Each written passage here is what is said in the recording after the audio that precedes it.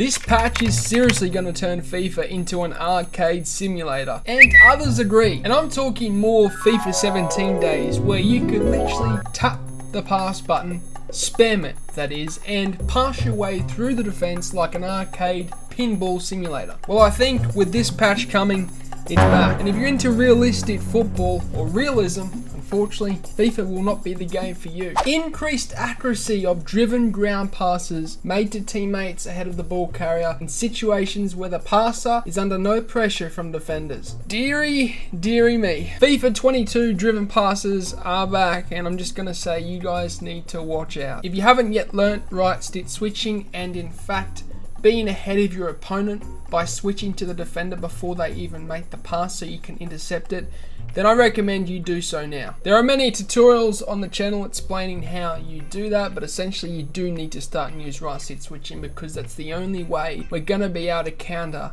these driven passes. On the contrary, however, at least EA have done something for defending in the game. I think going forward, especially with these driven passes and how passing is going to be the absolute meta moving forward, they have now added that when intercepting the ball while jockeying, the player is now better able to control the ball instead of it bouncing away from the player. We all know how, well, let's just say, demoralizing it can be once you make a tackle and it goes straight back to your opponent. It's so frustrating. Right, well, here's hoping this issue is remedied from this patch, and especially with the driven passes, if we go to read them with the right stick switching, hopefully we actually get rewarded for winning the ball. They've also improved the contextual logic when determining if a standing tackle request should lead to a defending player performing a standing tackle or a push-pull. This change will result in more standing tackles being performed than pushes or pulls in some situations. So again, we're going to be rewarded for those manual tackles.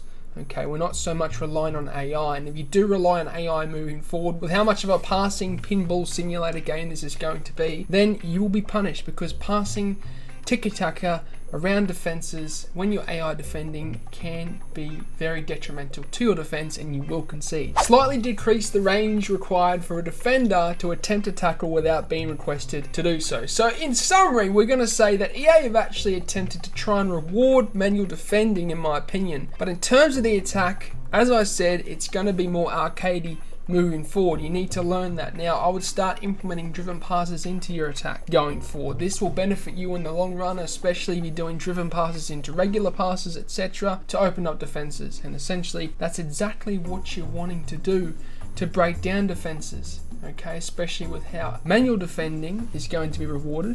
If your opponent is a good manual defender, it can be hard to break him down if you're not quicker at passing. You can see this in the E-League. I was pretty flustered from being down 3-0 and I just wasn't passing quick enough to get away from the press of Mark 11, one of the greatest presses, manual presses in this region. There you have it. It's a quick summary of the patch. I've gone through what aspects of this patch are going to be the most game-changing, and unfortunately it could be for the worst. EA Sports, you may have made it even worse with this pinball simulator. It could be FIFA 17 all over again. But that will signal the end of it. I hope you enjoyed it. I'm coaching one-on-one on patreon.com. If you want to be a part of that, the link is down below. But as always, I hope you guys have a good day. I'm out. Sayonara. Au revoir. Adios. Salam ciao.